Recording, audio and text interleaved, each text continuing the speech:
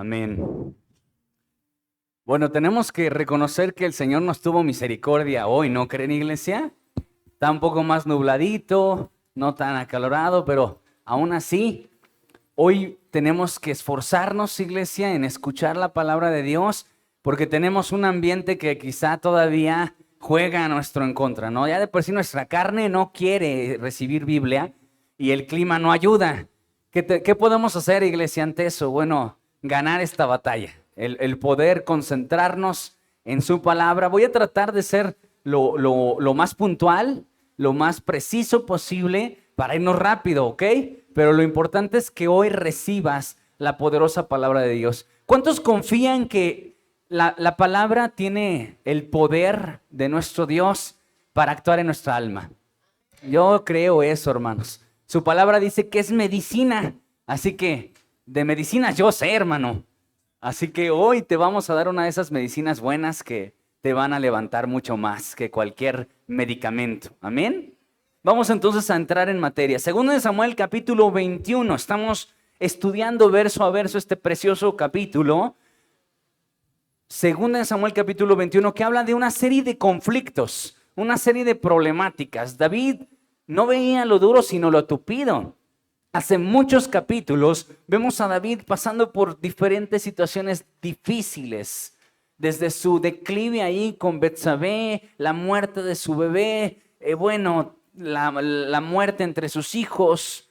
Ha tenido bastante conflicto familiar David, pero este capítulo en especial lo vemos en unos conflictos bélicos, militares, con el enemigo correcto. Y la serie pasada se tituló, ¿alguien se acuerda cómo se llamaba la serie pasada? Guerra Civil, ¿verdad? Y en esta ocasión tenemos otra serie titulada Estado de Guerra, ¿verdad? Y en este estado de guerra lo llamamos porque David se encontraba así peleando las batallas del Señor. Y de eso se trata la vida, hermano, de puras batallas. Batallamos con la salud, batallamos con los hijos, batallamos con muchas cosas, batallamos con la economía. Hay muchas batallas, iglesia, pero el corazón de un hombre que se ha acercado a la Biblia tiene armas poderosas para vencer esas batallas. ¿Lo crees? Yo sí lo creo. Así que vamos a hacer la lectura panorámica. Dice: y perdonó el rey a Mefiboset, hijo de Jonatán, hijo de Saúl, por el juramento de Jehová que hubo entre ellos, entre David y Jonatán, hijo de Saúl. Pero tomó el rey 2 hijos de Rispa, hija de Aja, los cuales ella había tenido de Saúl, Armoni y Mefiboset, y a 5 hijos de Mical, hija de Saúl, los cuales ella había tenido de Adriel, hijo de Barzillai, meoladita, y entregó en manos de los gabaonitas, y ellos los ahorcaron en el monte delante de Jehová. Y así murieron todos aquellos 7, los cuales fueron muertos en los primeros días de la siega, al comenzar la siega de la cebada. Entonces Rispa, hija de Aja, tomó una tela de cilicio y la tendió para sí sobre el peñasco, desde el principio de la siega hasta que llovió sobre ellos agua del cielo, y no dejó que ninguna ave del cielo se posase sobre ellos de día, ni fieras del campo de noche. Y fue dicho a David lo que hacía Rispa, hija de Aja, concubina de Saúl. Entonces David fue y tomó los huesos de Saúl y los huesos de Jonatán, su hijo, de los hombres de Jabes de Galad, que los habían hurtado de la plaza de Betzán, donde los habían colgado los filisteos cuando los filisteos mataron a Saúl en Gilboa. E hizo llevar de allí los huesos de Saúl y los huesos de Jonatán, su hijo, y recogieron también los huesos de los ahorcados. Y sepultaron los huesos de Saúl y los de su hijo Jonatán en tierra de Benjamín, en Sela, en el sepulcro de Cis, su padre. E hicieron todo lo que el rey había mandado, y Dios fue propicio a la tierra después de esto. Hasta ahí nuestra porción de estudio del día de hoy. ¿Sí pusiste atención, iglesia? Bien, qué bueno, porque esto es importantísimo. Es importante que tú escuches atentamente la palabra del Señor. Ahora vamos a ir verso a verso. Vamos a encontrar nuestro primer punto en el versículo 7, vamos a releerlo. Y perdonó el rey a Mefiboset, hijo de Jonatán, hijo de Saúl, por el juramento de Jehová que hubo entre ellos, entre David y Jonatán. Y bueno, yo creo que tú y yo tenemos el conocimiento de cómo es que se dio este pacto, ¿cierto? Al menos tenemos un poquito de noción de por qué David le perdona la vida a Mefiboset. E incluso dedicamos una serie entera, mes y medio entero, hablando del trato de David hacia Mefiboset, cómo lo sentó a la mesa, cómo lo llamó y todo ese trato que finalmente nos vimos reflejados en ello con el trato de Jesús hacia nosotros. Y lo podemos comprender. Sin embargo, aún así deberíamos echarle una leidita al contexto de esta historia. Ahí en 1 Samuel, capítulo 20, versículos 12 al 17 nada más. Entonces dijo Jonatán a David: Jehová Dios de Israel sea testigo, cuando le haya preguntado a mi padre mañana a esta hora o el día tercero, si resultare bien para con David, entonces enviaré a ti para hacértelo saber. Pero si mi padre intentare hacerte mal, Jehová haga así a Jonatán y aún le añada: si no te lo hiciera saber y te enviare para que te vayas en paz. Y esté Jehová contigo como estuvo con mi padre. Y si yo viviere, haz conmigo misericordia de Jehová para que no muera, y no apartarás tu misericordia de mi casa para siempre. Cuando Jehová haya cortado uno por uno los enemigos de David de la tierra, no dejes que el nombre de Jonatán sea quitado de la casa de David. Así hizo Jonatán pacto con la casa de David, diciendo: requiéralo Jehová de la mano de los enemigos de David. Y Jonatán hizo jurar a David otra vez, porque le amaba, pues le amaba como a sí mismo. Gracias, muchas gracias. Este primer punto se llama, iglesia, herencia de vida. ¿Cómo se llama? Herencia de vida. Herencia de vida. Y vemos que Jonatán, iglesia, tiene una participación preciosísima en la Biblia. Jonatán fue un hombre muy valiente, fue un hombre muy consagrado, un hombre santo. Pero entre tantas características tan buenas que tuvo Jonatán, también Jonatán fue un hombre que sabía ser amigo. Y tuvo misericordia de David. David vivió una persecución muy garrafal de parte de Saúl y aún Jonatán, siendo hijo de Saúl, ayuda a David. Pero en el transcurso hace un pacto en amor, un pacto en amistad. Un pacto, dice, que no se apartaría la misericordia de la casa de Jonatán y que David lo ejecutaría. Jonatán creía firmemente que David tarde que temprano llegaría al lugar que le correspondía como rey. Por eso dijo, cuando sea rey, él sabía que tenía que ser rey, que iba a ser rey. Y cuando eso pasara, lo que quiso asegurar fue a su familia.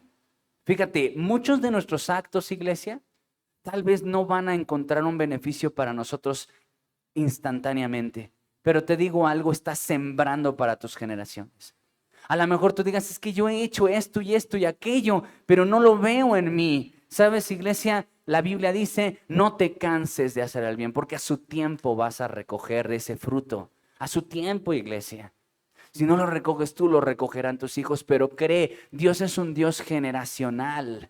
Si tú observas en la Escritura desde el padre Abraham, iglesia, Dios tomó a Abraham, no a él exclusivamente, sabía que bendiciéndolo a él, bendeciría naciones enteras. Y siempre fue su objetivo. Dijo, en ti serán benditas las naciones de la tierra.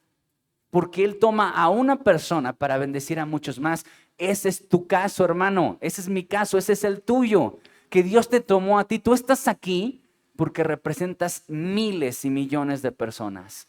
A mucha gente que tú puedes impactar con tu testimonio. Bueno, si es que tienes un buen testimonio, ¿verdad? También si vienes acá y llegas allá a tu escuela, a tu negocio, a tu trabajo y hablas igual que ellos y escuchas lo mismo que ellos, no vamos a dar el testimonio y no vamos a hacer la bendición que Dios quiere que seamos, ¿cierto o no, iglesia? Sin embargo, si vivimos la fe a plenitud, vamos a hacer de mucha medicina a muchos. Tú no sabes el impacto que tienen. Y a lo mejor tú digas, bueno, es que el pastor seguro se la sabe todas. No, mi hermano. Yo dependo de la palabra de Dios tanto como tú. ¿No sabes cómo me ministró hoy lo que Sari predicó? Lo que dijo en su introducción, ministró mi alma. Y yo también vengo necesitado de escuchar una palabra, hermano, que levante mi vida.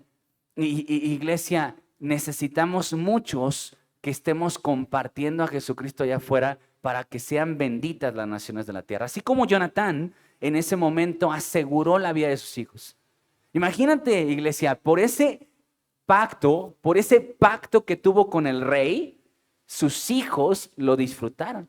Porque hoy vemos a un Mefiboset que salvó el pellejo. ¿Por qué, iglesia? Por el pacto de su padre. Por lo que su papá hizo, él estaba vivo. Iglesia, esa es la idea de los pactos. Por eso Dios te quiere que tú vivas ¿en qué? En un pacto, ¿cierto? ¿O quién está aquí de free con Dios? ¿Quién está aquí como, bueno, es que entre él y yo nos llevamos bien, pero no estamos comprometidos? Ni él conmigo, ni yo con él. ¿Qué relación es esa, iglesia? No, tú y yo vivimos en un pacto. Un pacto, iglesia. Hay un compromiso y espero que sea un compromiso de ping-pong, ¿verdad? En el que Él efectivamente nos ha mostrado que está comprometido con nosotros. ¿Lo ha mostrado, iglesia? ¿Se ha mostrado comprometido contigo? Ahora la pregunta es, ¿y tú te estás mostrando comprometido con Él? Bueno, hoy tienes un punto, estás aquí. Eso habla de que estás comprometido con Dios. De que tú tienes un compromiso todos los domingos a las 10, hermanos. No a las 12, a las 10. Estás medio comprometido en todo caso. Si venimos a las 12 y luego hasta decimos, pero me da tiempo, la alabanza es media hora, entonces llego 12:30. Pero yo cuando inicio el culto de las 12 veo pocos. Ya cuando abro los ojos ya está lleno. ¿En qué momento? Pues en medio de la alabanza. Y creo que deberíamos decirlo en este momento, iglesia, es oportuno decirte, hermano, Dios nos da 7 días. 7 días con todas sus horas que implican esos 7 días. Y solo nos pide uno. Y ni siquiera todo el día. Y aún así le mendigamos el tiempo al Señor. Como, bueno, ya de 12 en adelante es suficiente. ¿Cierto o no, iglesia? Seamos netos. Es la realidad. Dios no nos pide mucho. Ahora, ¿para qué te quiere a las 10, iglesia? ¿Se siente solo? ¿Para qué el Señor te quiere desde las 10? Para darte más, para bendecirte más. Y luego decimos, ay Señor, bendíceme. Y Dios dice, pues llega a las 10, brother, no la hagas. Yo sí te quiero bendecir, pero tú llegas a las 12:30. O sea, quisieras más bendiciones, llega a las 10. ¿Sí lo entendemos así, hermano? Yo sí lo entiendo así. Yo sí lo entiendo así. Fíjate, Jonatán, iglesia, le dio un seguro de vida a su familia. Hoy tú puedes darle un seguro de vida a tu familia que no tienes idea. Y ese seguro es vivir delante de Dios con rectitud. Y eso siempre se traduce en la protección de Dios hasta tus generaciones. Fíjate, a mí me llama mucho la atención que dice la Biblia que Dios visita la maldad hasta la 3ª y 4ª generación. Y lo dice la Biblia, que Él visita la maldad hasta la 4ª generación. Pero ¿sabes qué dice? Que Él bendice hasta 1000 generaciones a los que hacen el bien. O sea, qué amplitud, ¿no? La maldad la visita a la 4ª, pero el bien lo visita hasta 1000 generaciones, hermano. Y eso nos debe de bendecir mucho. Debemos decir, sí, si yo vivo alineado a la verdad de Dios, mis generaciones serán bendecidas. Y eso yo sí lo creo. Jonatán nos lo está ejemplificando con su vida. Dice versículo 16, así hizo Jonatán pacto con la casa de David, diciendo, requiéralo Jehová de la mano de los enemigos de David. Y fíjate, Jonatán es el que más menciona a Dios dentro del pacto. Es el que más lo invoca, es el que más lo incluye en medio de este pacto. Porque no fue un pacto solo con David, fue un pacto con David en el nombre de Jehová. Y eso hizo que su vida, iglesia, bendijera a sus generaciones. Fíjate, vamos a ver lo que la Biblia nos habla respecto a este mismo punto. Hebreos 11:31 dice, por la fe, Rahab la ramera no pereció juntamente con los desobedientes, habiendo recibido a los espías en paz. Pero ahí, iglesia, tú y yo también conocemos el contexto de la vida de Rahab. Ahí la mencionan como uno de los héroes de la fe. Y en esta porción de la Escritura, iglesia, nos muestra Rahab que ella no murió junto con los pecadores. ¿Por qué? Tú y yo conocemos el contexto, ¿cierto o no? Porque un día llegaron los espías y ella les ayudó a esconderse y a escapar. Y fíjate, ella lo hizo y no sabía que estaba bendiciendo incluso a sus futuras generaciones, a su propia familia actual, iglesia, porque no nada más dice la Biblia que se salvaría ella, sino ¿quién más? Todos los de su casa. Y no es una promesa en que también nos ha dicho a nosotros el Señor: cree tú y serás salvo tú y toda tu casa. Fíjate qué importante, iglesia, es que alguien de la familia de verdad se levante y diga: pues mi papá no quiere venir a la iglesia. Mi mamá está totalmente ajena a las cosas de Dios, pero yo lo voy a hacer. Yo sí lo voy a hacer y cambiar esa maldición de tu casa. Que diga: no, pues en mi casa todos los domingos ven el fútbol o hacen todas las cosas que quieren hacer, pero menos buscar a Dios. Yo voy a hacer ese primero. Y que a partir de ti, iglesia, haya una ruptura de esa maldición. ¿Cierto o no, iglesia? Yo espero que tú lo veas de esa manera. Que lo que tú estás haciendo trasciende. Trasciende. Y yo creo que esa es la palabra clave de este punto. Trascender. Vamos a poner ejemplos burdos, iglesia. ¿Es trascendente que el América gane un campeonato más? Ha ganado muchos, por lo que tengo entendido. ¿Qué matrimonio se salva si el América gana más? ¿Qué joven sale de las drogas? ¿Qué vida es restaurada si el América vuelve a ganar? Y yo puedo ver, iglesia, el fanatismo de muchos que no se pierden ningún partido, pero ¿qué crees? No tiene trascendencia. No es malo, ¿eh? No es malo ver un partido de fútbol, no es malo irle al América. Bueno, para el de Chivas tal vez diga: sí, sí es malo. Pero bueno, no es malo. Lo malo es que no somos conscientes de la trascendencia de nuestras actividades. Esto, iglesia, que estás haciendo el día de hoy, sí tiene trascendencia. El hecho de que hoy estés recibiendo la bendita Biblia, sí trasciende tus generaciones. Sí trasciende. Creer en Cristo trasciende generaciones. Leer la Biblia trasciende generaciones. Vivir de acuerdo a la voluntad de Dios trasciende generaciones. Y por lo contrario, no hacerlo, también maldice a tu familia. También la maldice, iglesia. Mira lo que dice la palabra de Dios ahí en Mateo 7:2. Porque con el juicio con que juzgáis, seréis juzgados, y con la medida con que medís, os será medido. Amén. ¿Por qué pusimos este versículo? ¿Por qué Dios nos pone frente a nosotros Mateo 7:2? ¿Qué tiene que ver con esto de la herencia de vida? Bueno, iglesia, porque nuestro actuar se traduce en lo que vamos a recibir. ¿Escuchaste eso? La forma en la que nosotros tratemos a los demás, seremos tratados. Así como Jonatán, siendo príncipe, fíjate, él pudo haber tenido una mentalidad de: soy el príncipe. Si muere Saúl, quien sigue soy yo, porque soy el príncipe. Mayormente que si tú has leído la Biblia, Jonatán tenía mucha simpatía con el pueblo de Dios. Lo seguían. Ahora tenía la aprobación de la gente y tenía la sucesión del trono, si así lo queremos ver, pero nunca puso sus ojos ahí. Él trató a David, ¿cómo lo trató, iglesia? Con misericordia, con hermandad, con amistad. ¿Y cómo se regresó a su vida y a la de su familia? De la misma manera, misericordia y hermandad, porque no perdamos de vista nuestro texto de estudio. Dice: y perdonó el rey a Mefiboset, hijo de Jonatán. ¿Por qué? Porque Jonatán perdonó a David. Y él recibió misericordia, dio misericordia, sembró misericordia, recibió misericordia. Este texto dice: con la medida con la que medís, os serás medido. ¿Tú tratas con misericordia? Porque muchas veces cuando nos vemos a nosotros, nos vemos con misericordia. Todos nuestros actos son inocentes, lo decimos sin querer, lo hacemos sin pensar. Todo lo que nosotros hacemos resulta ser noble y bien intencionado. Pero lo que hacen los demás, lo hacen con toda intención. Son malos y somos mucho más estrictos al juzgar a otros. ¿Cierto o no, iglesia? Pues dice la Biblia: como tú midas a la gente, serás medido. ¿Cómo mides a tus padres?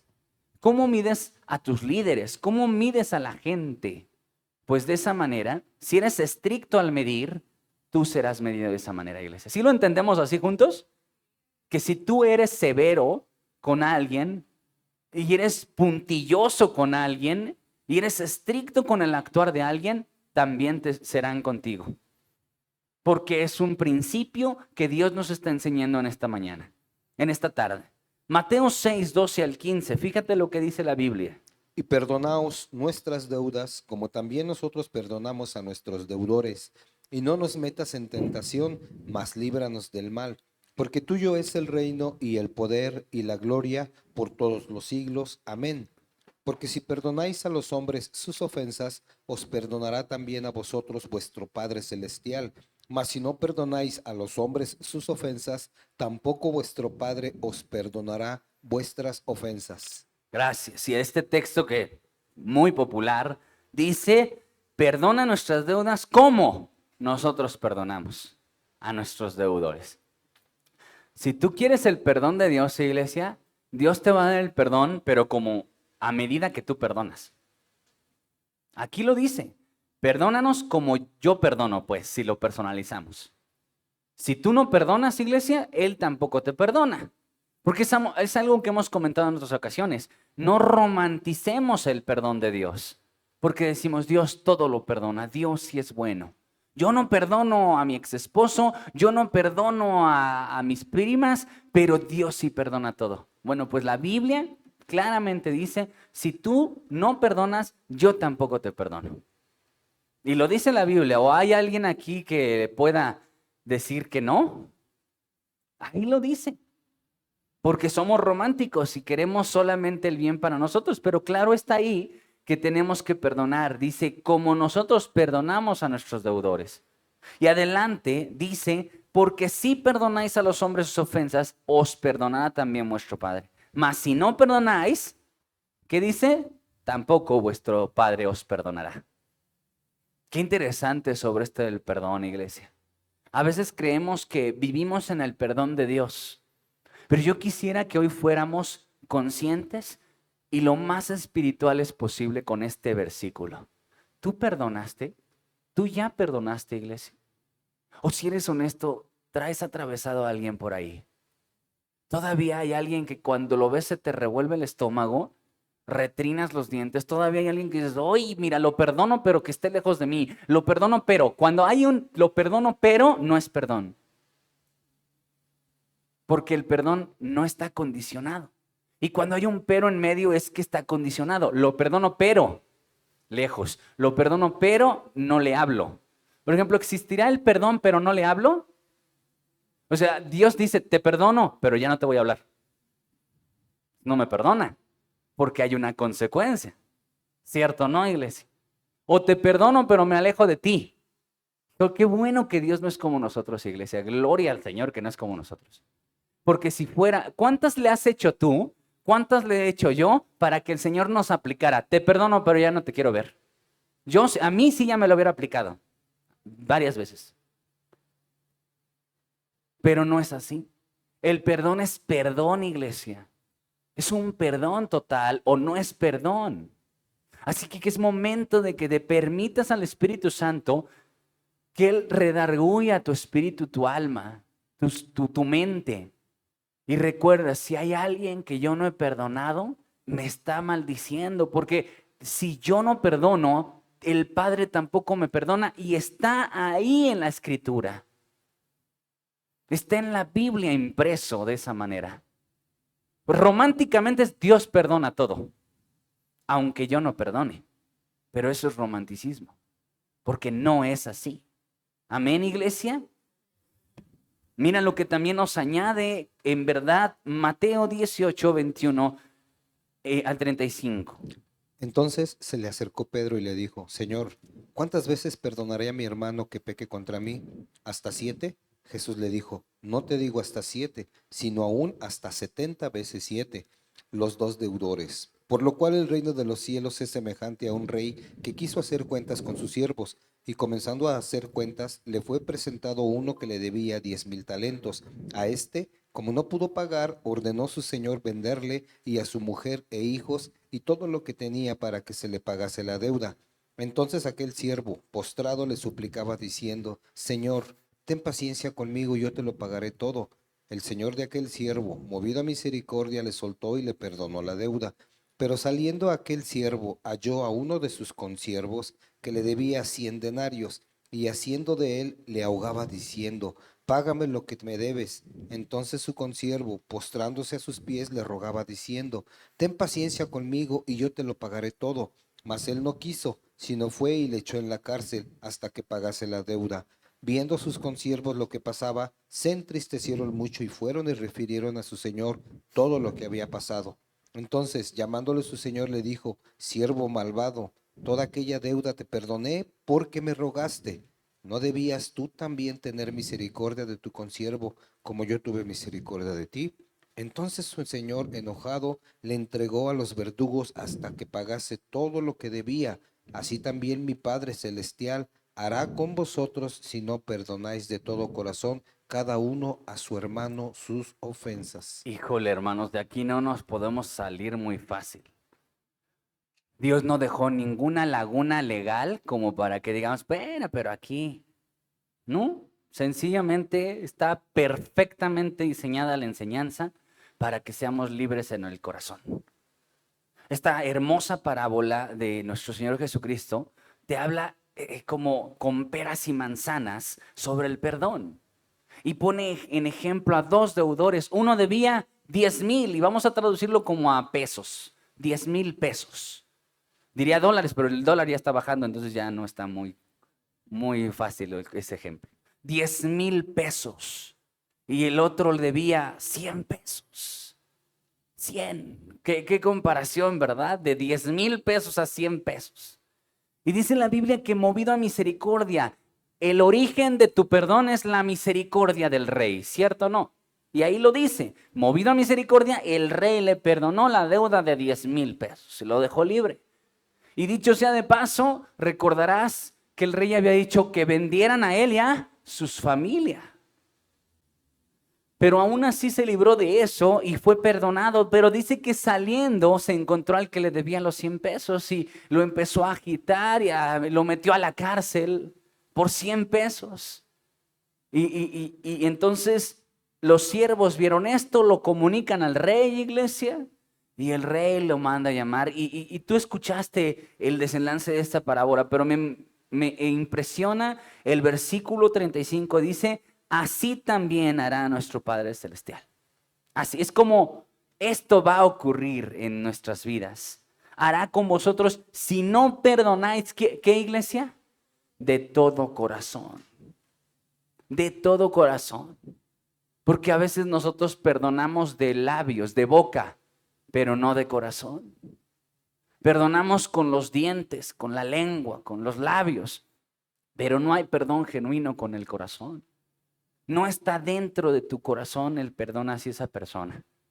Y eso, iglesia, solo te enferma a ti y solo te maldice a ti. Dice, si no perdonas de todo corazón, a cada uno a su hermano sus ofensas. Es momento, iglesia, de que pongamos delante de Dios todo nuestro resentimiento, todo nuestro dolor, nuestro orgullo, porque ¿sabes qué? A veces el perdón es cuestión de orgullo. A veces la falta de perdón es cuestión de orgullo, porque me la hizo a mí me la hizo. Y se burló de mí. Y entonces a veces la falta de perdón es cuestión de orgullo, de resentimiento, de humildad, de todos esos factores carnales que hemos alimentado.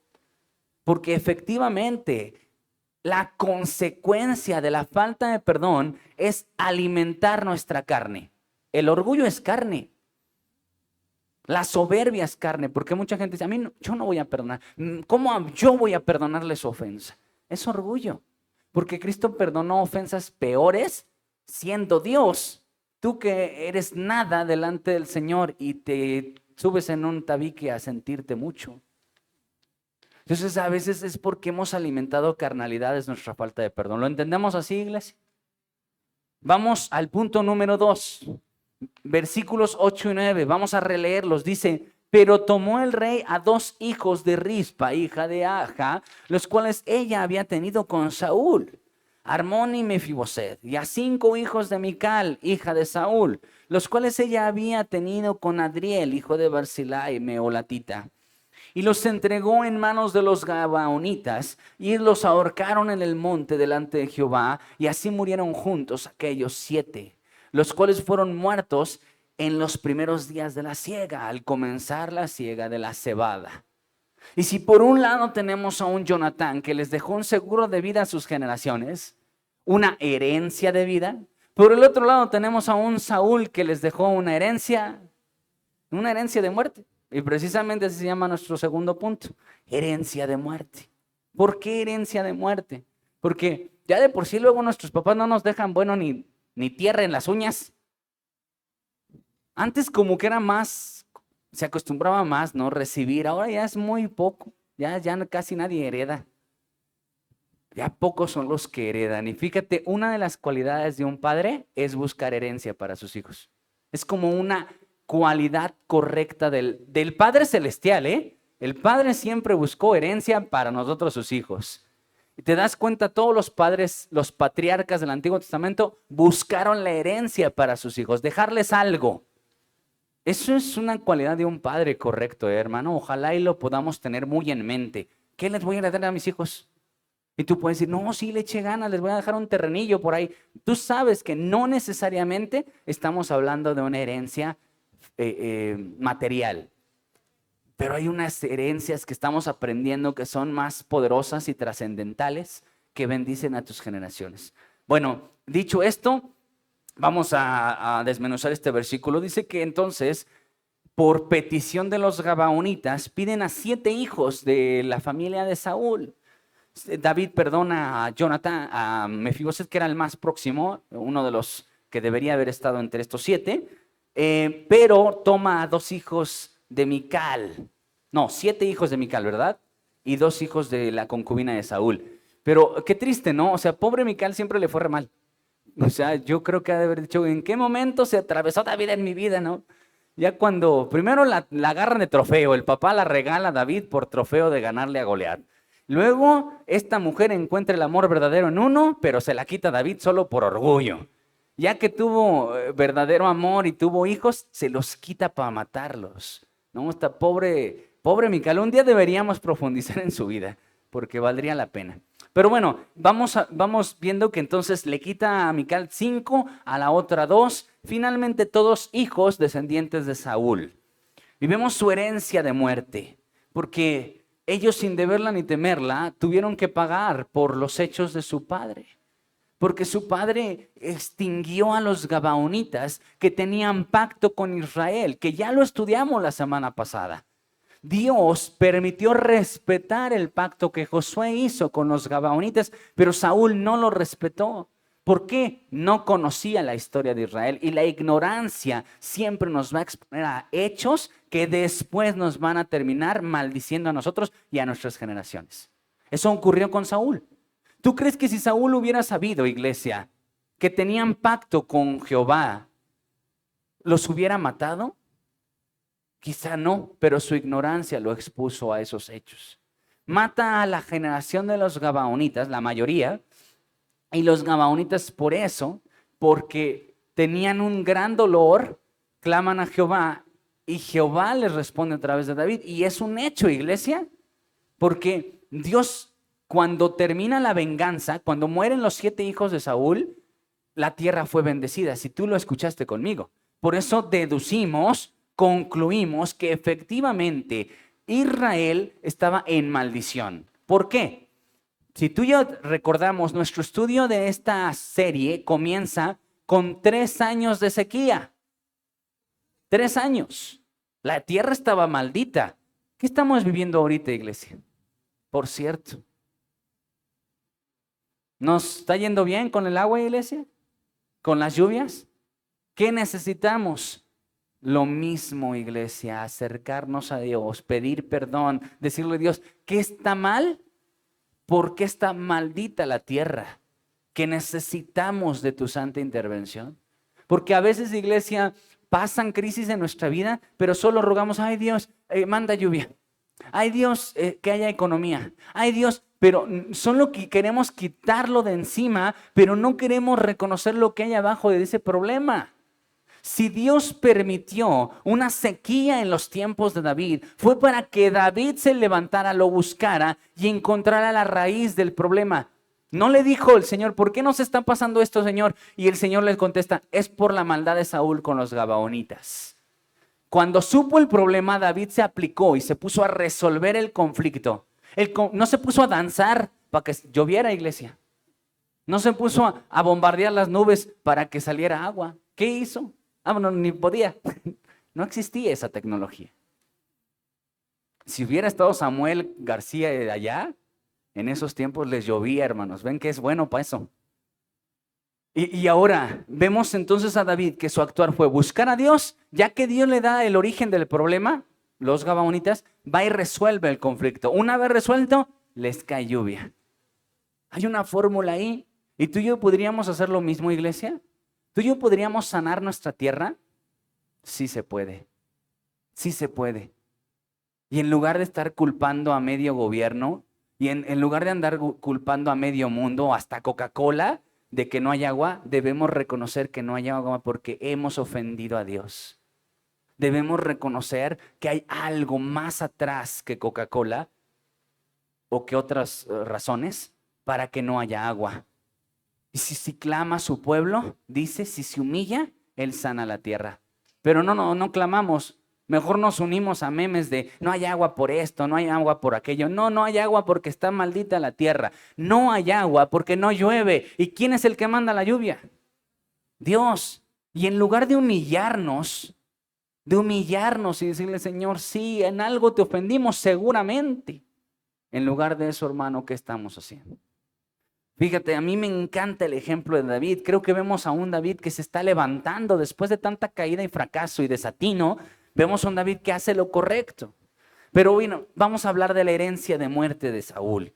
En Génesis 4, 16 al 24 dice: Salió pues Caín de delante de Jehová y habitó en tierra de Nod, al oriente de Edén. Y conoció Caín a su mujer, la cual concibió y dio a luz a Enoc. Y edificó una ciudad y llamó el nombre de la ciudad del nombre de su hijo Enoc. Y Enoc le nació Irad, e Irad engendró a Meujael, y Meujael engendró a Metusael, y Metusael engendró a Lamec. Y Lamec tomó para sí dos mujeres. El nombre de la una fue Ada, y el nombre de la otra Sila. Y Ada dio a luz a Jabal, el cual fue padre de los que habitan en tiendas y crían ganados. Y el nombre de su hermano fue Jubal, el cual fue padre de todos los que tocan arpa y flauta. Y Sila también dio a luz a Tubal Caín, artífice de toda obra de bronce y de hierro, y la hermana de Tubal Caín fue Naama. Y dijo Lamec a sus mujeres, Ada y Sila, oíd mi voz. Mujeres de Lamec, escuchad mi dicho, que un varón mataré por mi herida, y un joven por mi golpe. Si 7 veces será vengado Caín, Lamec en verdad 70 veces 7 lo será. Muchas gracias. Hoy me voy a redimir porque la semana pasada parafraseé muy mal esta porción de la escritura. Pero vamos a estudiar esta parte. Dice la palabra de Dios, iglesia, que después de la caída de Caín, Caín tuvo hijos. Y en el versículo 19 específicamente dice que Lamec tomó para sí 2 mujeres. Y aquí comienza la poligamia en la historia de la humanidad, iglesia. Con un hombre resentido, con un hombre ofendido, con un hombre lleno de ira.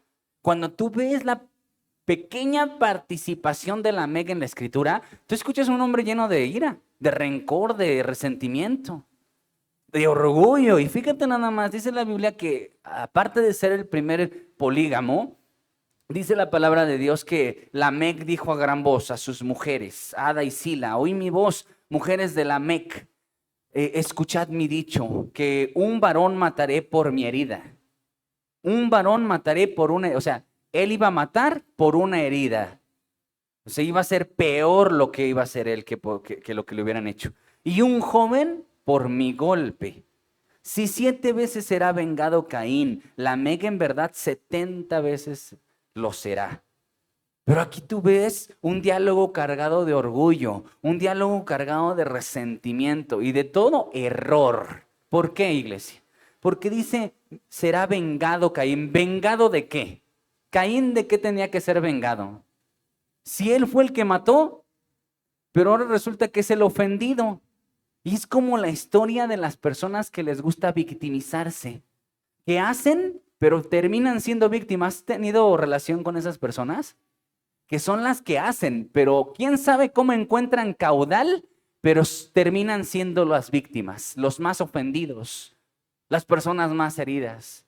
Y omiten lo que ellos hicieron, pero se observan como las víctimas.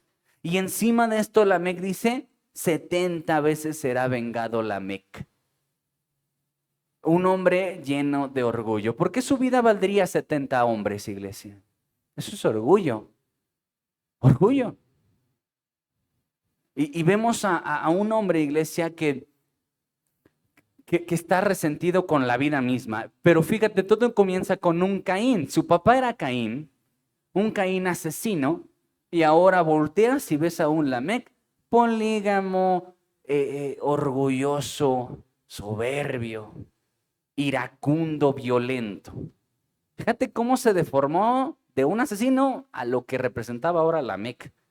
¿Por qué, iglesia? Porque nosotros podemos heredar rencores a nuestros hijos, heredar odio, heredar violencia. Porque acabamos de hablar de toda una temática de la gran herencia que puedes dejarle a tus hijos o la muy mala herencia que les puedes dejar a tus hijos. Es que yo he conocido, iglesia, y seguramente tú también, a personas que le heredaron el carácter al padre, le heredaron lo mujeriego, le heredaron lo gritona a la madre. Es que a veces no entendemos que eso se hereda. Fíjate, los niños o los jovencitos, a pesar que digan, yo no voy a ser como mi mamá, yo no voy a ser como mi papá, terminan siendo iguales. ¿Por qué? Por la maldición que les dejamos. Y es que no es por lo que les digas, es tú como modelas tu vida, ellos lo van a replicar tarde que temprano. Y eso aplícalo en todo sentido. Por ejemplo, iglesia, vámonos desde lo financiero. Si tú eres una persona coda, ¿cómo se dice aparte de codo, iglesia? Agarrado, avaro, no, ya estamos yendo muy lejos. Una persona así amarrada, ¿cómo van a ser tus hijos? Tarde que temprano van a mostrarse así. Ahora, iglesia, en las finanzas puede ser lo contrario. Puede pasar que también seas despilfarrador, mal administrador, que siempre vivamos endeudados, que siempre estemos económicamente, no tengo. Y esa es una maldición, iglesia. Yo no te vengo a decir, Dios te quiere hacer rico, y no, pero Dios no quiere que te falte. Dios tampoco quiere que vivas mendigando. Pero es que cuando te da 7 pesos te gastas 10. Y es que cuando Dios te da el sueldo que necesitabas de 500 pesos, iglesia, lejos de agradecer al Señor, te alejas de Él.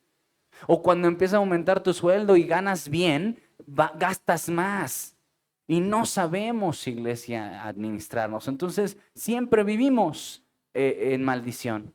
Hay gente muy feliz y que gana mucho menos que tú y se administra mejor que tú. Y no le falta y no debe a nadie. Yo admiro mucho a familias, no quiero hoy quemar, pero admiro mucho a familias que dicen, no me gustan las deudas, yo lo junto y lo pago. Y hay otros que ganan muchísimo más, pero siempre están endeudados, siempre están apretados. Eso se hereda, porque tu hijo crece con cosas, con muchas cosas, pero luego cuando ve la realidad, las quiere seguir teniendo. Y para poderlas tener, se endeuda. Y vive como siempre ha vivido con sus papás, pero ahora con sus finanzas. Y eso se traduce en mucha maldición. Pero eso es en lo financiero, iglesia. ¿Cómo modelas tú? Tu matrimonio también se traduce. Si eres una mujer sin dignidad, una mujer sin valor alguno, que no te ves con la imagen que Cristo te dio y dejas que tu esposo te hable como se le antoje, eso va a traducir a que tus hijas permitan que sus esposos les hablen como se les antoje. ¿Por qué? Porque mamá se dejaba. Si eres un abusivo, si eres un patán como hombre con tu esposa, ¿qué vas a heredar a tus hijos? Pues vas a formar nuevos patancitos. Sí, es la realidad, hermanos. Pues si te sientes aludido es porque a Dios se está tratando contigo, pero no, yo no estoy criando patanes. Qué bueno, hermano. Qué bueno, pero si tú dices, ay, nanita, pues es que a lo mejor es momento de ajustar, iglesia. Quizá estás creando ese tipo de hombres, ese tipo de mujeres, dejonas, agachonas. Pero si tú creas mujeres de la Biblia, que saben qué es el amor verdadero a través de Dios, ¿tú crees que van a aceptar a cualquier pelagatos que se les acerque? No, porque se saben amadas, saben su valor, saben cuánto valen en Dios. ¿Cierto o no, iglesia? Y si un hombre fue criado a la luz de la Biblia, sabe cómo Dios trata a las mujeres y se replica. ¿Vamos bien, iglesia? Porque hay herencias de muerte. Ahora vámonos a lo espiritual. Si tú no lees la Biblia, tus hijos no la van a leer. Si tú no te congregas o te congregas cada que quieres, eso vas a traducirlo en tus hijos. El mensaje es, hijo, tú debes ir a la iglesia cuando puedas, cuando la agenda se alinee correctamente. Si no tienes visitas, te puedes congregar. Pero si te llegan visitas, las visitas primero antes que Dios. Ya estoy pisando callos, ¿verdad, hermanos? Y si tú dices, no, Dios es primero, Dios es importante, Dios es primordial, Dios es preeminente en mi vida, y se te nota, no porque lo dices, sino te ven leyendo la Biblia, te ven congregándote, te ven sirviendo. ¿Qué crees, iglesia? Eso es una herencia de vida, y tarde que temprano tus hijos no se van a apartar del camino. Pero, iglesia, debo decirte una mala noticia. Si eres de esos cristianos inconstantes, si eres de esos cristianos que no meten las manos, de esos cristianos mochos, a medios, todos, ¿cómo se dice esa palabra? Mustios. Si eres de esos cristianos que tienen carita pero son bien canijos, sabes, iglesia, no hay garantía de que tus hijos van a seguir el camino del Señor. La sinceridad, la honestidad en la vida espiritual es la clave. La verdad, iglesia, que tus hijos te vean comportándote dentro de la iglesia como en tu casa, eso se hereda. Eso se hereda. No sabes cuánto impacto puede tener que un padre esté conectado a Dios. Cuánto impacto puede tener que una madre esté conectada a la fuente. Amén, iglesia. Lo acabamos de leer. Un Lamec resentido con la vida de algo que ni siquiera era cierto. Vamos entonces a Génesis 19, 12 al 14.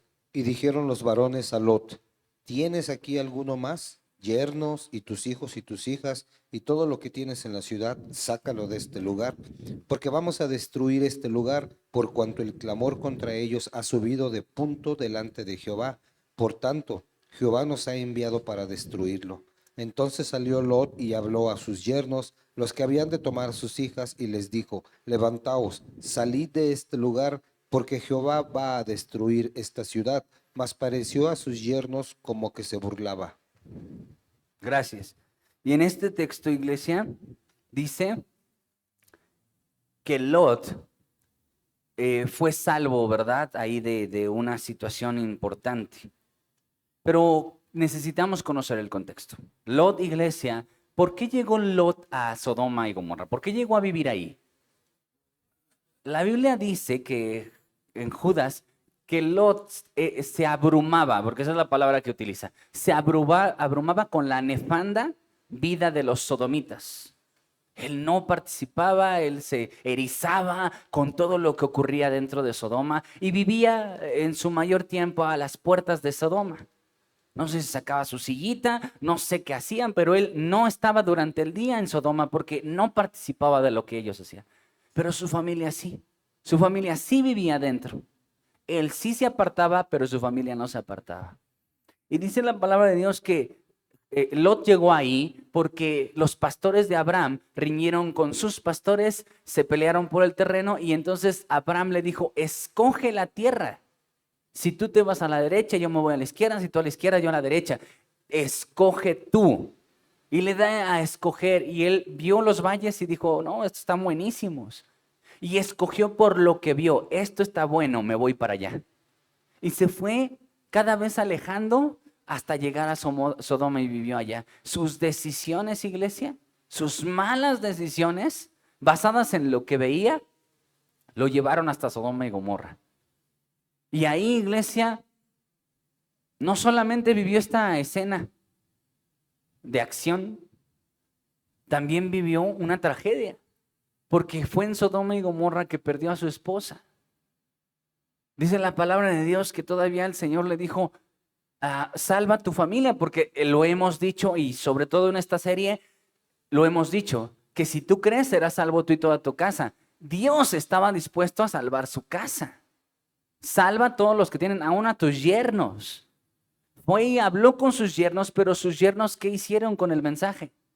Se burlaron. ¿Por qué? Porque los yernos eran sodomitas. Las hijas se juntaron con sodomitas. Y como estuvieron con sodomitas, lo que caracterizó a los sodomitas fue su ¿qué, iglesia? Perversión. Y luego las hijas terminaron pervertidas, que hicieron uno de los actos más viles en la escritura. Así que, hermanitos lindos y hermosos, si tus hijos tienen novios, novias inconversas, novios o novias sodomitas, gomorritas, ¿qué crees? Se pega. No, pero esta chica es hasta más cristiana que las cristianas. Ese es el argumento carnal con el que sobamos nuestra mente. Pero es mentira. ¿Por qué es mentira? Porque tú no puedes decir la verdad más que Dios. Y la Biblia dice, si no te unas en yugo desigual, entonces Dios no está bien. Porque yo digo que es más cristiano, pero Dios dice que no me une. ¿A quién le creo? Yo que tú a Dios. Si dice no, no inconversos, te lo dice por tu bien, no por molestarte. Si tú tienes novios inconversos, novias inconversas, que, es que él tiene su fe a su manera. O sea, sí cree en Dios, no le gusta congregarse, se aburre, pero sí cree en Dios. Olvídate. Si no tiene los pantalones para reconocer a Jesucristo como el Señor y Salvador, ¿tú crees que te va a respetar a ti? No, iglesia, un hombre que no toma la decisión más importante de su vida hacia aceptar a Cristo, no puede dirigir la vida de tu hija y viceversa. Es que aquí en el pueblo de Dios no hay. Pues vete a otro pueblo, pero encuéntrate una. Pues sí, métete al seminario y un montón.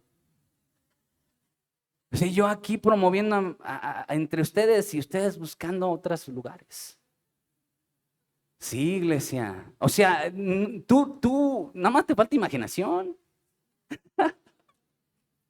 Si no hay aquí, pues vete a otra iglesia, pero quédate con alguien de iglesia. ¿Cierto o no, iglesia? Pero no justifiques tus malas decisiones, porque mírate en ese espejo de la poderosa Biblia. Estas mujeres tuvieron novios gomorritas y sodomitas. ¿Cómo terminaron? Violando a su padre. Violándolo. Estaban pervertidas porque andaban con pervertidos.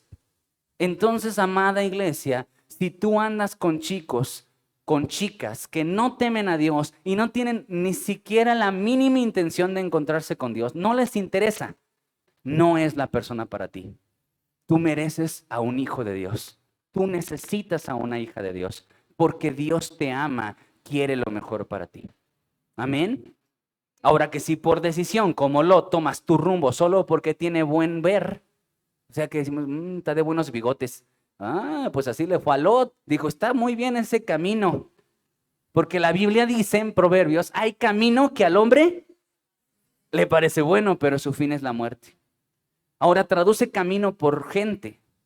Pues no se me hace malo el chavo, porque mira, es de buena familia, trabajador, mira, tendrá todas las cualidades. Si no cree en Dios, perdió todas. Todas, iglesia. No cree en Dios. Es que sí cree, pero a su manera. No, solo hay una manera. Porque la Biblia dice que solo hay un camino, una verdad y una vida. No hay otras maneras. No es tu fe ni la forma en la que tú quieres creer a Dios o concebir a Dios. Es la fe de Dios en la Biblia y cómo debes creer en Dios según su Biblia, no según tu criterio.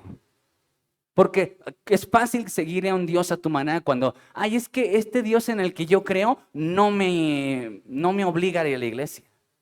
No me obliga a leer la Biblia. Él y yo platicamos. Estás formándolo a tu manera, amigo. Estás formándolo a tu manera y no te estás permitiendo la hermosa bendición de conocer al Dios de la Biblia, sino a tu Dios preconcebido. Amén, iglesia. Mira, vamos a seguir aquí. Mira lo que dice la Biblia en 2 de Samuel 12, 7 al 15. Entonces dijo Natán a David: Tú eres aquel hombre, así ha dicho Jehová, Dios de Israel. Yo te ungí por rey sobre Israel y te libré de la mano de Saúl, y te di la casa de tu señor y las mujeres de tu señor en tu seno. Además te di la casa de Israel y de Judá, y si esto fuera poco, te habría añadido mucho más. ¿Por qué pues tuviste en poco la palabra de Jehová, haciendo lo malo delante de sus ojos? A Urías Eteo heriste a espada, y tomaste por mujer a su mujer, y a él lo mataste con la espada de los hijos de Amón, por lo cual ahora no se apartará jamás de tu casa la espada, por cuanto me menospreciaste, y tomaste la mujer de Urías Eteo para que fuese tu mujer. Así ha dicho Jehová: He aquí yo haré levantar el mal sobre ti de tu misma casa, y tomaré tus mujeres delante de tus ojos y las daré a tu prójimo, el cual yacerá con tus mujeres a la vista del sol, porque tú lo hiciste en secreto, mas yo haré esto delante de todo Israel y a pleno sol. Entonces dijo David a Natán: Pequé contra Jehová. Y Natán dijo a David: También Jehová ha remitido tu pecado, no morirás. Mas por cuanto con este asunto hiciste blasfemar a los enemigos de Jehová, el hijo que te ha nacido ciertamente morirá. Y Natán se volvió a su casa. Y Jehová hirió al niño que la mujer de Urías había dado a David y enfermó gravemente. Hay que poner atención, Gerard, por favor. En esta porción de la Escritura, hermanos, observamos las graves consecuencias que tuvo David. ¿Por qué, iglesia? Bueno, porque David se acostó con Betsabé y tú sabes lo que Natán confrontó espiritualmente en la vida de David. David lo reconoce, él incluso reconoce que había pecado, pero para ese entonces, iglesia, las consecuencias eran inamovibles. Dice la Biblia que una de las maldiciones que iba a tener las consecuencias de su pecado es que la espada no se apartaría de su familia. Y de ahí en adelante, lo hemos estudiado meses, hemos visto todo lo que ha sufrido la familia de David. ¿Te acuerdas de esa serie que tuvimos que se llamó Corona de Lágrimas? Cómo hablaba de todo el fracaso familiar que tuvo David y todas las muertes entre hijos, las muertes de otros hijos de David. Incluso aquí dice que murió este bebé, iglesia, porque un acto nuestro puede traer muerte a tus hijos. Él no se murió, pero sus hijos sí. Y lo estamos estudiando. ¿Cómo se llama este segundo punto, iglesia? Herencia de muerte. Porque todo lo que ocurrió en adelante a sus hijos fue por los actos de su padre. Y esto solo nos dice una cosa, iglesia. Lo que hacemos hoy afecta el mañana. Lo que hacemos hoy, si tú hoy lees la Biblia, de verdad vas a verlo cosechado mañana. En tus hijos, en tu familia, hasta en tus nietos, iglesia. Por acercarte a Cristo Jesús. Yo te quiero decir con todo el corazón, iglesia, no hay pérdida en acercarte a Dios, nunca hay pérdida. Que tú hayas venido el día de hoy, de verdad, hermano, a lo mejor ahorita no vas a llegar a encontrar bien tu matrimonio, no vas a encontrar tanta bendición ahorita llegando a tu casa, pero estás sembrando. Estás sembrando y un día vas a cosechar el bien, iglesia, de toda tu cercanía al Señor. ¿Lo entiendes así conmigo? Aquí lo vemos en David. David hizo un acto que luego trajo muerte a toda su familia. Y ojalá y eso haga eco en nuestros corazones. Lo que yo haga, iglesia, mis malas decisiones, como lo vimos con Lot, ¿verdad? Tomó una mala decisión sin consultar al Señor, se dejó guiar por la vista, terminó en Sodoma, donde sus hijas terminaron pervertidas, su esposa convertida en estatua de sal. ¿Por qué? Una mala decisión. ¿Por qué se murieron tantos hijos de David de una manera tan trágica? Por una mala decisión. Todo comenzó porque se echó un paseíto ahí en la terraza en tiempo de guerra y se puso a echarse un taco de ojo. Luego terminó ese taco de ojo, pues, de otra manera. Yo creo con salsa o no sé. Y terminó mal el asunto, iglesia. ¿Por qué? Malas decisiones. Vamos a terminar, iglesia, con el tercer punto, versículos 10 al 11. Vamos a releerlo. Dice, entonces Rispa, hija de Aja, tomó una tela de cilicio y la tendió para sí sobre el peñasco. Desde el principio de la siega hasta que llovió sobre ellos agua del cielo. Y no dejó que ninguna ave del cielo se posase sobre ellos de día, ni fieras del campo de noche. Y fue dicho a David lo que hacía Rispa, hija de Aja, concubina de Saúl. ¿Qué observamos aquí, iglesia? Bueno, efectivamente y obviamente observamos a una mujer atribulada. Observamos a una mujer en duelo. El cilicio era una tela que usaban los judíos para representar su dolor. Era una tela muy áspera y muy incómoda. Entonces el cilicio lo usaban todos los judíos cuando estaban en duelo, para externar su incomodidad y dolor interno, externo. ¿Se lo entendemos así, iglesia? Y Rispa hizo un duelo especial, porque ahí dice que lo hizo en un peñasco. ¿Qué es un peñasco, iglesia? Un lugar muy alto, ¿perdón? Como una peña, muy bien. Tenemos como el indicio, ¿verdad?, de qué es un peñasco. Si no, un día lo googlean y ya, hermanos. Y ahí lo ponen en este lugar, el cilicio lo tiende, porque esto es interesante. La mayoría de los judíos solo se ponían el cilicio y ya, pasaban el luto, el tiempo, los años que fueran con el cilicio y se acabó. Pero ella hace algo especial, ¿no te parece? ¿No te llama la atención que tiende el cilicio, no deja que ninguna ave se acerque, ninguna fiera de día y noche está ahí custodiando el cilicio, en silencio porque no hacía escándalo? Sus hechos, escucha esto, sus actos especiales atrajeron la mirada del rey. Sí, esto lo llegó a oídos del rey. A ver qué está pasando. Es que Rispa hace esto y hace aquello. Este tercer y último punto se llama la misericordia del rey. ¿Cómo se llama, iglesia? La misericordia del rey. Pero, ¿qué atrajo la misericordia del rey, iglesia? Actos visibles y contundentes. Y esa es una verdad que tú y yo hoy tenemos que encontrar beneficio. ¿Qué atrae la misericordia del rey a mi vida? Actos visibles y contundentes. Él es atraído porque es un Dios misericordioso, hermanos. Es un Dios misericordioso. Es como una persona enojona, iglesia. Vamos a pensar en una persona enojona y corajuda. ¿Qué le enoja o qué le hace encorajinar a una persona enojona? Todo. Hacia la mayor provocación ya está enojado, ¿no? Que si no llueve, no llueve. Todo le enoja. Bueno, ahora tradúcelo a Dios. Dios es un Dios misericordioso. Muchos actos provocan su misericordia, porque es rápido para la misericordia nuestro Dios. Lo dice la Biblia. Él es pronto para la misericordia, tardo para la ira, pronto para la misericordia. Entonces es un gran beneficio saber la naturaleza y el carácter de Dios, iglesia. Saber que mi Dios es de una misericordia pronta. Solo le tengo que mover los hilos correctos. Porque ¿a poco le da misericordia que tú no leas la Biblia, iglesia? ¿Eso le mueve a misericordia al Señor? ¿Le mueve a misericordia que no te congregues? ¿Le mueve a misericordia que no sirvas? ¿Le mueve a misericordia? ¿Qué le mueve a misericordia? Si decimos que todo le mueve a misericordia porque es fácil para ser misericordioso, ¿qué le mueve a la misericordia, iglesia?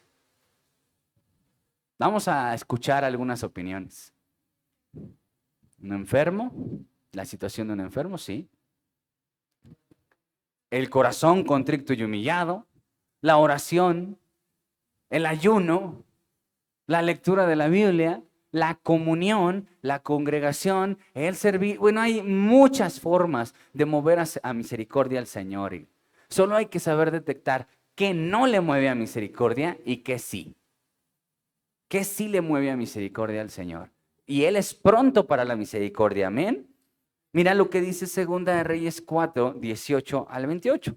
Y el niño creció, pero aconteció un día que vino a su padre que estaba con los segadores y dijo a su padre: ¡Ay, mi cabeza, mi cabeza! Y el padre dijo a un criado: Llévalo a su madre.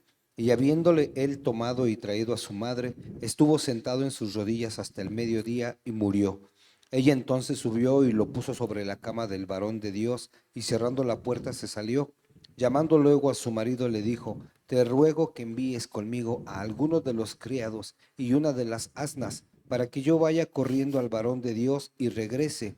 Él dijo: ¿Para qué vas a verle hoy? No es nueva luna ni día de reposo. Y ella respondió: Paz.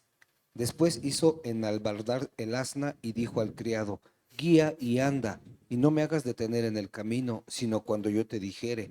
Partió pues y vino al varón de Dios al monte Carmelo. Y cuando el varón de Dios la vio de lejos, dijo a su criado Giesí: He aquí la tsunamita, te ruego que vayas ahora corriendo a recibirla y le digas: ¿Te va bien a ti? ¿Le va bien a tu marido y a tu hijo? Y ella dijo: Bien. Luego que llegó a donde estaba el varón de Dios en el monte, se asió de sus pies y se acercó Giesí para quitarla. Pero el varón de Dios le dijo: Déjala, porque su alma está en amargura, y Jehová me ha encubierto el motivo y no me lo ha revelado. Y ella dijo: ¿Pedí yo hijo a mi señor? ¿No dije yo, no te burlases de mí? Gracias. Esta cita, hermanos, está hermosísima. Ojalá y tú y yo podamos encontrar el corazón de Dios impreso en ella, porque tú y yo diríamos, bueno, ¿y qué tiene que ver esta mujer sunamita con la mujer de nuestro estudio, Rispa? Rispa, una mujer atribulada, en duelo, pone un velo, pone un cilicio y hace todos estos actos especiales. ¿Y qué tiene que ver con la otra? Bueno, mucho. La Rispa había perdido a sus hijos, también ella, y a su único hijo. Un hijo que fue concebido milagrosamente, si tú has leído la historia de esta mujer. Y resulta, iglesia, que esta mujer hace actos especiales, porque también todo lo que hizo fue muy especial para llegar a encontrar el poder y la misericordia de Dios y que resucitara a su hijo, porque spoileándote la historia, así concluye esta porción. El niño termina resucitado. Amén. Pero ¿cómo es que llegó a la conclusión del poder de Dios? Así como Rispa llega a la misericordia del rey, ¿cómo llega esta mujer al poder de Dios? Fíjate, de la misma manera que Rispa hace actos especiales y específicos, la mujer sunamita también lo hace. Pero ella todavía nos enseña mucho más que Rispa. Porque fíjate nada más, iglesia, ella igual escucha que su hijo está muerto. ¿Y qué es lo primero que hace esta mujer? ¿Qué hizo, iglesia? Versículo 21. Y ella entonces subió y lo puso sobre la cama del varón de Dios. ¿Sobre dónde, iglesia? Ahora, esto tiene un contexto. Resulta que esta mujer hospedaba al profeta antes de tener a su hijo. Y le hizo un cuarto especial, iglesia. O sea, había un lugar, pon atención, por favor, escucha esto. Había un lugar especial para la voz de Dios, el profeta, en su casa. Ahí comienza la verdad. Si tú le das un lugar especial a la voz de Dios en tu casa, tú vas a tener un rincón donde acudir. Esta mujer estaba viviendo seguramente una de las peores crisis de su vida, la pérdida de su hijo. Nadie puede entender el corazón de una mujer que ha perdido un bebé. Nadie, nadie. Es un dolor horrible y grande.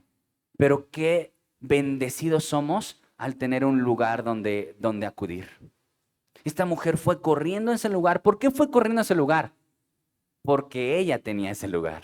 No fue el lugar de alguien, no fue al templo, ella tenía un lugar especial para la voz de Dios. Y te quiero recordar que incluso se lo amuebló.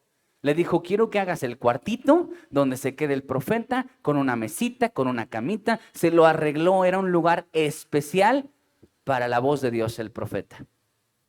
Y cuando ocurre esto, lo primero que hace, sube, pone al niño en ese lugar, dice, y cerrando la puerta se salió y se fue corriendo. ¿Y qué hizo, iglesia? Fue a buscar al varón de Dios. Pero te digo una cosa, no de cualquier manera, porque esta mujer sabía dónde estaba el varón de Dios. No dijo, ¿y ahora qué hago? ¿Dónde lo busco? ¿Dónde ha de estar la voz de Dios? Ella sabía, dice, vete al monte de Jehová, ahí está. Sabía dónde encontrar la voz de Dios. ¿Tú sabes dónde encontrar la voz de Dios, iglesia? ¿Dónde? En la Biblia. Pues esta mujer literal tuvo que enalbardar un asno y llegar hasta el monte. Literalmente se ve una distancia geográfica. Tú y yo estamos a la mano de una Biblia para encontrar la voz de Dios y ni aún así lo hacemos. Estamos en crisis y en lugar de ir al monte de Jehová, a la presencia del Señor, a buscar al profeta, ¿qué hacemos, iglesia? Pues a lo mejor hacemos de todo, menos encontrarnos con esa poderosa voz. Y fue a buscarla al lugar que sabía dónde se encontraba. Fue a buscarla al monte Carmelo, iglesia. Y sin decir palabra, no sé si te das cuenta que esta mujer no tenía diálogos largos. No es que se echó un speech bien padre así de, ay, por favor te encargo que fíjate que no, sencillamente lo presenta ante la voz de Dios y pone su causa, iglesia, pone su causa delante de Dios y Dios la escucha. Así como Rispa atrajo la misericordia del rey, también vemos a la tsunamita atrayendo el poder de Dios a su vida por los hechos que ella actúa. No porque se puso a orar bonito, ella se puso a actuar de la manera correcta. La ventaja, la gran ventaja que tenía esta mujer es la comunión. Iglesia, ese cuartito especial para la voz de Dios tipifica la comunión de Dios. Es el lugar especial donde nos encontramos con la voz de Dios. Atendemos la voz de Dios. Porque es lo que estaba brindándole la tsunamita al profeta. Atención. ¿Qué necesita Dios para que recibamos bendición? Pues atención. Si tú llegues aquí y te duermes a los 3 minutos, no le estás atendiendo. Ay, es que calor y el pastor también no le echa ganitas. Hermano, escucha, no es mi chamba entretenerte. No vienes a ser entretenido. No vienes a que yo robe tu atención. Vienes a escuchar la palabra de Dios y esa es una ofrenda. Y no es mi trabajo. No es mi trabajo mantenerte despierto. Es tu trabajo mantenerte despierto. Si eres consciente desde que llegas acá de que tienes una carne que no quiere escuchar la Biblia, el calor está tremendo y por encima de todo esto, toda la semana no leíste la Biblia, bueno, hermano, no es mi trabajo. Creo que tú tendrías que ser consciente y decir, pues si de verdad quiero salir de aquí con la voz del Señor en mi corazón, pues yo tengo que hacer lo que tengo que hacer. Poner atención es mi trabajo, poner atención es mi trabajo. ¿Cierto o no, iglesia? Es como mi trabajo, es leer el texto y escuchar la voz de Dios, escribirlo y traértelo. Esa es mi chamba. Pero mi trabajo no es hacértelo entretenido, porque no es mi trabajo, iglesia. ¿Lo entendemos así? Esta mujer le dio un lugar para atender la voz de Dios. Ese es nuestro trabajo. ¿Quieres ver el poder de Dios? Haz lo que esta mujer tsunamita hizo y vas a concluir de la misma manera, experimentando su poderosa gracia. Amén, iglesia. Lucas 7, 11 al 17. Aconteció después que él iba a la ciudad que se llama Naín, e iban con él muchos de sus discípulos y una gran multitud. Cuando llegó cerca de la puerta de la ciudad, he aquí que llevaban a enterrar a un difunto, hijo único de su madre, la cual era viuda, y había con ella mucha gente de la ciudad. Y cuando el Señor la vio, se compadeció de ella y le dijo, no llores. Y acercándose, tocó el féretro, y los que lo llevaban se detuvieron, y dijo, joven, a ti te digo, levántate. Entonces se incorporó el que había muerto y comenzó a hablar, y lo dio a su madre. Gracias. En este texto vemos a otra viuda. Hasta acá vemos 3 viudas, ¿cierto o no, iglesia? Rispa perdió a 2 hijos. La tsunamita vivió al menos temporalmente la muerte de su hijo. Y ahora vemos, iglesia, a la viuda de Naín. Pero aquí vemos que la viuda de Naín no tiene diálogos. Pero el foco se pone efectivamente en nuestro Señor Jesucristo. ¿Por qué, iglesia? Porque vemos a Jesús ahí en el versículo 13. Y cuando el Señor, ¿qué, iglesia? La vio. Él la vio y fue movido a misericordia, iglesia. El Señor mira tu vida, iglesia. Él sabe tu dolor. Él sabe tu dolor. Esta mujer ni siquiera clamó al Señor, estaba tan clavada en su dolor. Es que, hermanos, créanme que muchas veces lo que pasa, pues sí, te llena de dolor, de angustia, de zozobra, de duda. Y es complicado a veces, iglesia, no es fácil clamar en medio de una tragedia. Y esta mujer lo estaba experimentando. Estaba tan lastimada porque dice que era una viuda, lo cual implica que se había muerto su esposo y ahora su único hijo. ¿Cuántas cosas crees que estaban pasando por su mente en ese momento? Soledad, tristeza, miedo, inseguridad, bueno, de todo, iglesia. Estaba su mente llena de tanto dolor, pero bendito Dios que la miró.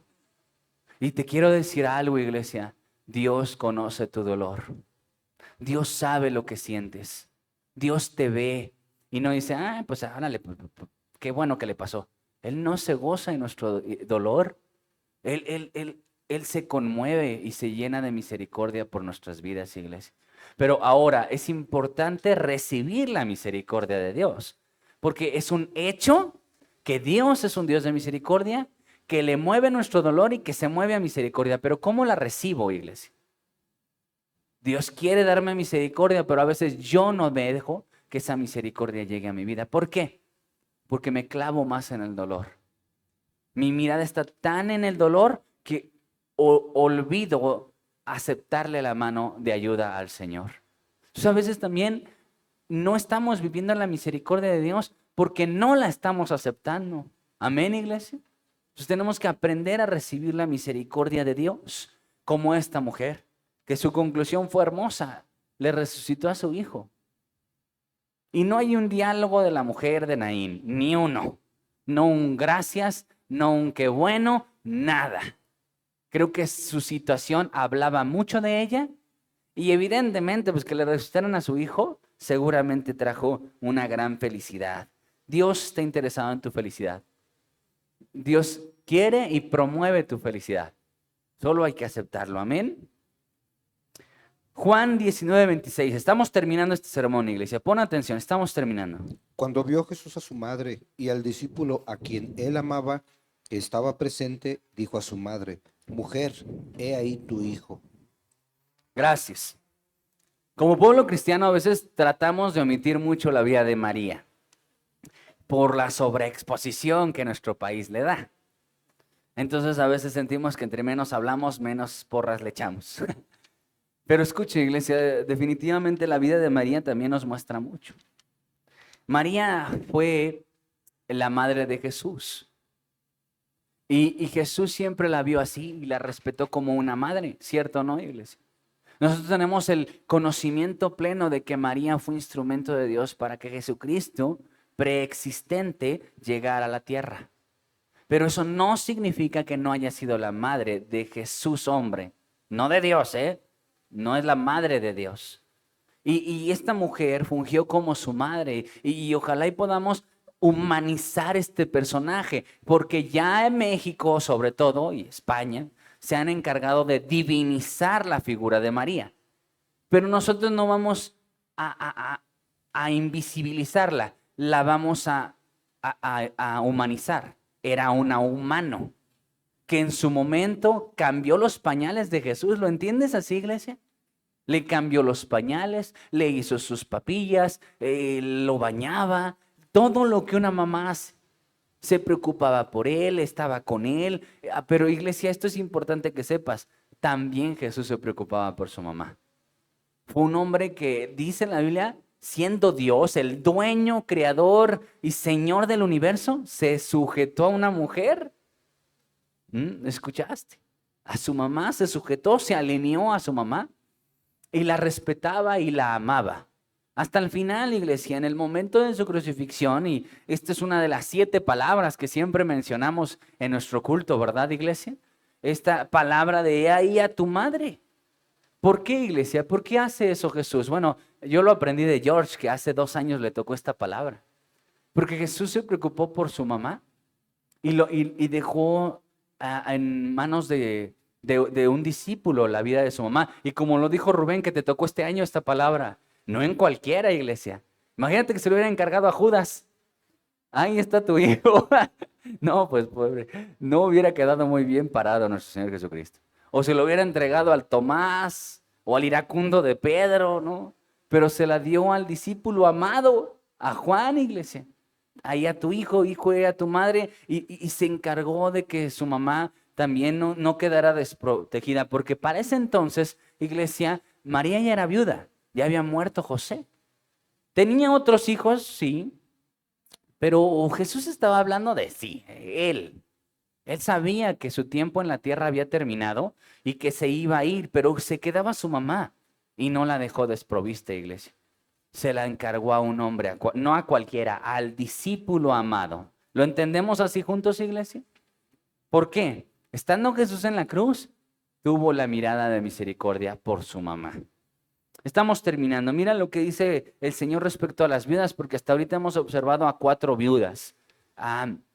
Rispa, la Sunamita, la viuda de Naín y María como viuda, porque la estamos humanizando, no divinizando, humanizando. Era un humano, ¿cierto o no, iglesia? Sin poder, era un humano, un humano.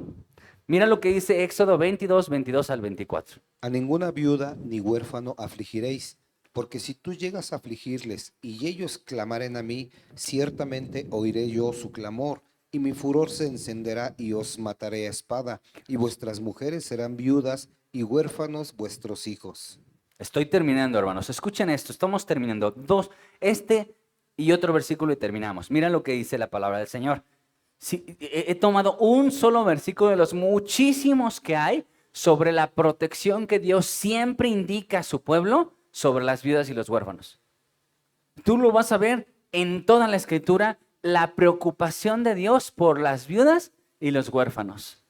Siempre tuvo cuidado de ellos, iglesia. Así como lo vemos hoy, que David tuvo misericordia para con Rispa, y el profeta, y todos estos personajes tan hermosos, los vemos preocupados por las viudas. Dios dio como indicación eso, iglesia.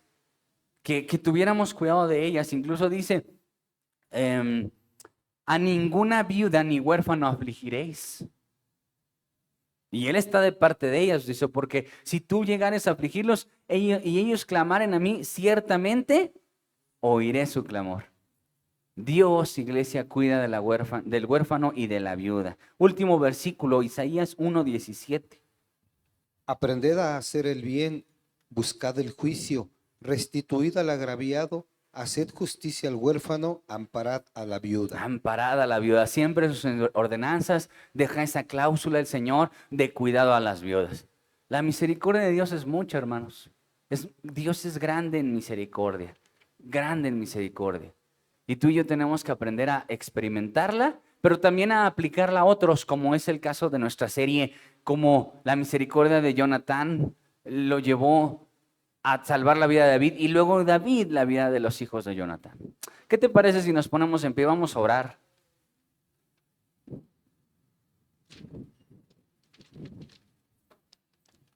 Amado Salvador, queremos agradecerte esta palabra. Yo sé, Señor Dios, que yo tengo una capacidad muy limitada, pero tu Espíritu Santo, Señor, tu bendito Espíritu Santo puede traer vida a través de tu poderosa palabra, Señor Dios. Te suplico, bendito Señor, que traigas, Señor, unción a nuestras vidas y fe para vivir cada una de estas verdades.